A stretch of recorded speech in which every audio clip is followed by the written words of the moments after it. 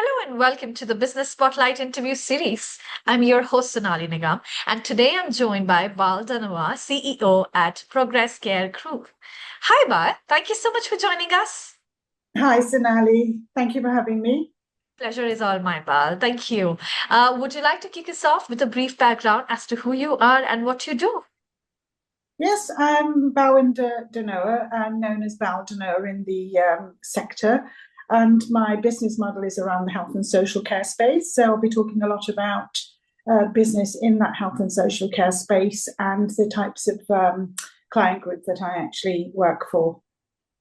Interesting. We were talking before the interview, right? 40 years in the business. So, what do you attribute your growth to? Uh, okay, so 40 years, I've spent the first 20 years in the industry of my business. So, as a professional, I was in the public arena for over 20 years, and then set up my business in June 2000, basically because I felt that there was a gap in the market in terms of what I was sort of seeing, and also it was the client group that I wished to sort of work with. And I felt that there was a need to provide a better quality services than perhaps what local authorities were able to offer at the time. Hence the reason why I sort of started the research. And one of my theses during my studies on my master's degree was literally to look at the needs of the service, basically. So I did a lot of research before I went into business. You asked me what attributes. I think that I would say that there's three different sectors of attribution within my business that I have to consider are very important. And one of them is obviously the growth of the business. That's very important. Having a clear vision and the planning and making sure that we hit the growth strategy. The other one is perhaps more around the people strategy and the people growth. And I'm talking there about the workforce and the importance of having a clear plan in terms of what your workforce looks like and what that looks like as you grow and how that needs to be adapted and reviewed regularly. So that's a very important part in that an attribute. And the third one is the end user plan.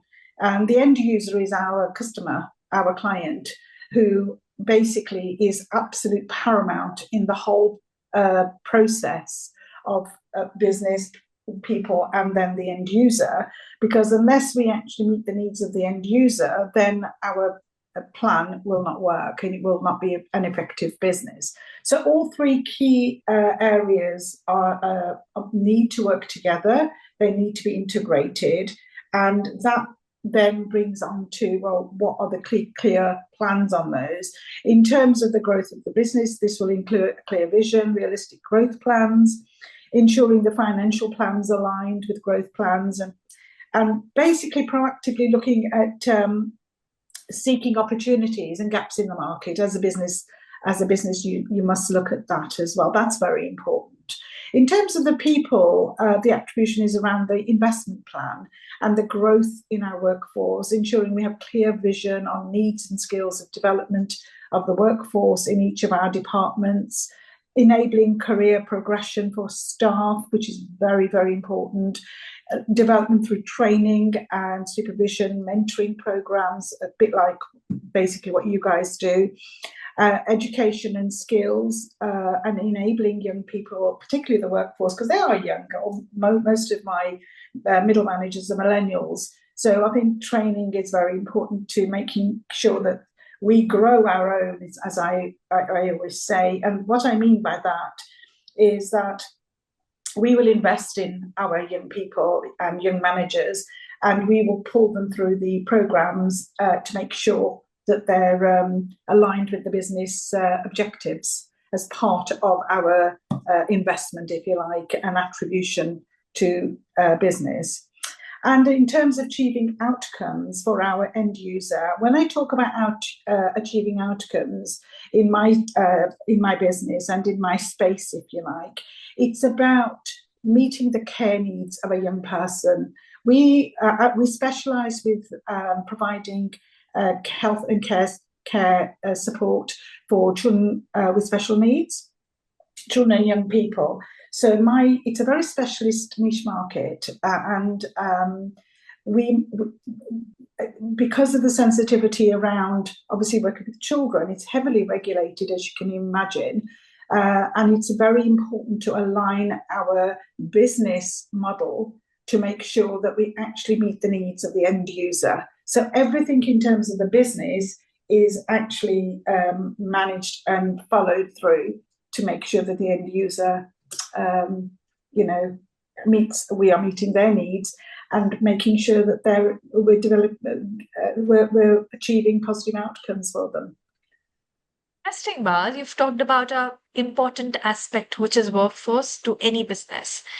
I mean, people are essential for any business, I would say. So what qualities do you look for in employees when you hire them? And how do you foster a positive and a productive work environment? In terms of quality, I think that for me, the most important quality in my model or my business, obviously business all vary because some are heavily people managers or people dominated or perhaps industry. But in my business, I think that a sense of maturity, a mature outlook, compassion, and trust and honesty about what your beliefs are and your values. Those are the key elements of what I would look for in a person before I even look at their academia or their skills. The reason I say that is because of the type of business I'm in. It's a very specialist market, but we are looking to dealing with the most vulnerable people in our society.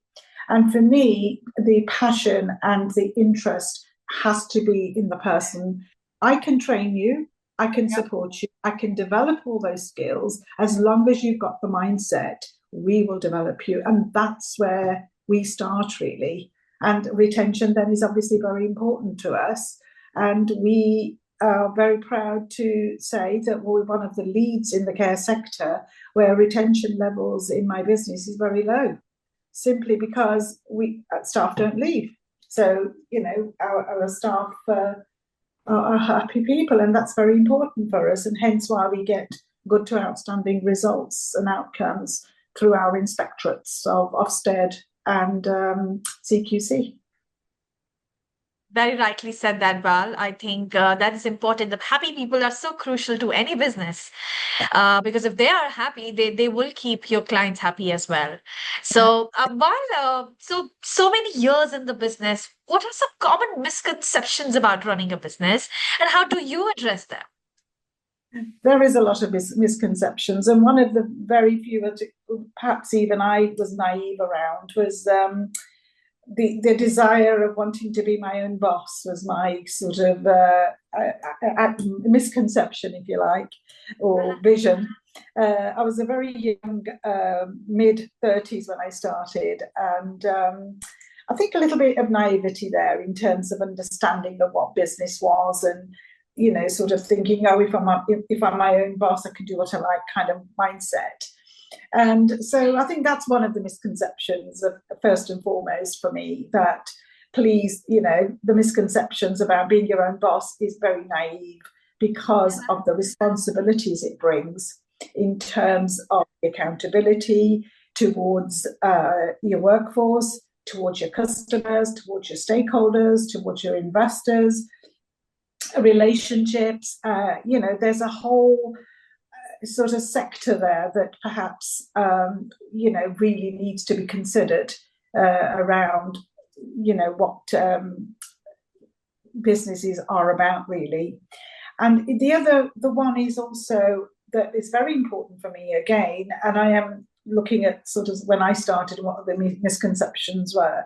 One of them was again this misconception about needing a lot of financial backup to start a business. Obviously, all businesses are different, and I'm not saying that some businesses don't require that, because there are a lot of businesses that will require upfront investments.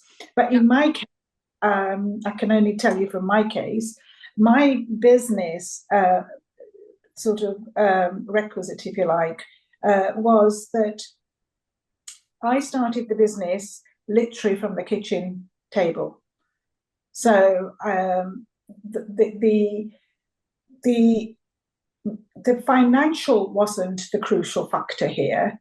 What was the crucial factor for me was my knowledge and education and the skill set that I had at the time. That over the 20 years of working in a professional environment enabled me to get the best training and the best opportunities through my work. And that was really my financial support, if you like. It was my knowledge that was paramount in the space that I went into. So I think it's not always about the risk of financial misconception. It could be actually, if you've got a skill set there, for example, if you're a carpenter, the skill set there is about your skill in able to produce or make something. Yeah. That's far more important than perhaps even the investment, because you will find an investor if you've got the skill set. Yes. Yeah. So it's always very important to get that that balance right, if you like. The other one I could say is this conception or misconception rather about businesses always making big profits and always going to be successful. The reality is that the first 3 years of any business are the most crucial, and very much, if you look at research, and I'm sure you do a lot of the research in your space, a lot of businesses fail in the first 3 years because of this misunderstanding or misconception around, okay, I've been in the business 3 years and I'm not making any profit. Then that is very important for any new businesses starting up, that they really look at the profit and loss sheets regularly, look at what success looks like, and plan that success more than 3 years, because it's going to take you 3 years just to literally, sit at a table and be able to reflect, because it takes a lot of your energy in terms of setting up a business. It's not for the faint-hearted, I would say. And being, sort of one of the reasons I think in the first 3 years it will fail if you don't, it's actually perhaps the lack of vision you may have had, or the lack of persistence, because businesses come with a lot of storms, as I call them, and waves, and a lot of crises, whether they're internal, external, or political, can have major impacts on your business. And one of the key ones, for example, for me recently was COVID. And COVID impacted a lot of businesses, and a lot of businesses folded at that time. And that is testing, in my opinion, a lot. For example, COVID tested a lot of businesses. And if you've got a strong foundation, that is going to waver and support any of the big waves that we have in business. And also the customer as king, we've all heard that one. The customer is always right. Yeah. Manage expectations, I would say. Manage your contractual agreements with your clients or your customers, because yes, customers are very important to every business, but they have to be managed. The expectations have to be managed very carefully, to make sure, for example, that when you are having contracts with them, it looks like a glowy contract. But when you get to breaking it down and looking at where your expenditure is going to be, you've got to make sure that you're actually going to be making any profit, and not profit in terms of just profit making, but profit also is about business development, and the opportunity to expand your business comes from that profit as well. And it's being mindful of that. So those are the misconceptions. I won't say any more, there's loads of them, but those are the key ones that I felt for me were important when I started my business. And I hope that people who want to set up the business, this is going to help them, really sort of look at their options first.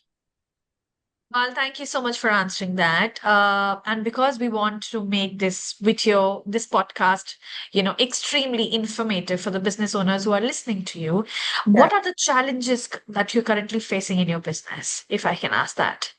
The challenges at the moment in our sector or in our space at the moment, if I'm honest, is actually the high taxes that the government has kindly brought in for the businesses.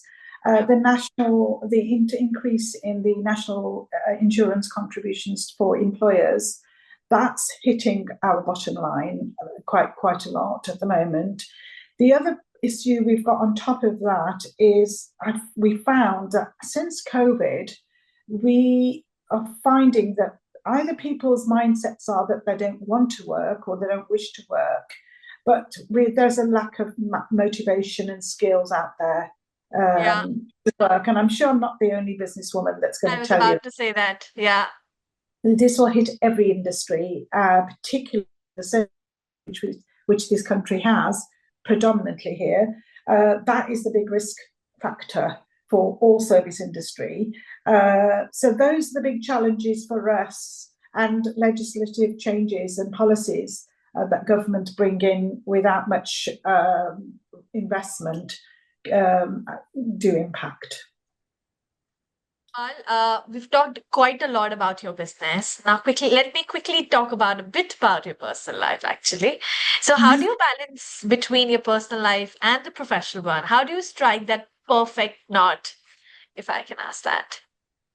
Oh, I can do it now, 25 years later. I can tell you that it's very balanced because I've learned the art of delegation. Wow. Um, I think that for balancing balancing the two disciplines, in my opinion, are very challenging. The first 15 years of my life, quite honestly, has been the most difficult when I was setting up the business. I'm So the sure. first 15 years, I really feel I've been married to my mobile phone, who literally is the only personal item I can communicate with. It sort of wakes up with me, it sleeps with me, it talks to me. I'm making notes in the middle of the night. So really, quite honestly, I think the business took over my life, if I'm honest with you, Sonali. It's been a tough one. And I think it's more tough for women. And I don't want to sound gender biased here.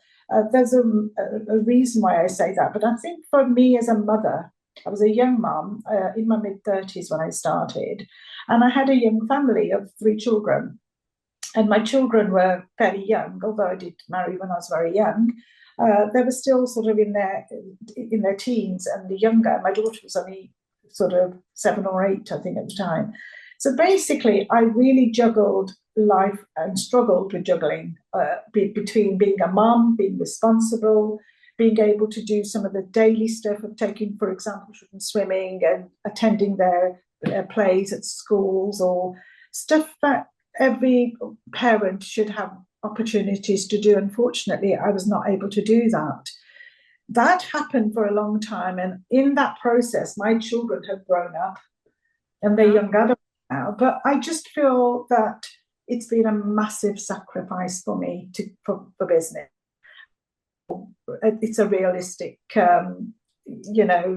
feeling that I feel every business owner, particularly women, because they do take on more, particularly Asian women, we take on a lot more than some of our other colleagues do in terms Yeah. of equality around roles. Although that is changing now with the new generation of young people coming through. But for me, it's been a tough one. But now, over the last 10 years, I feel that there is a lot more balance because, as I said to you, I've mastered the art of delegation and I do delegate quite well. And I've become a master at that. And that's been my savior.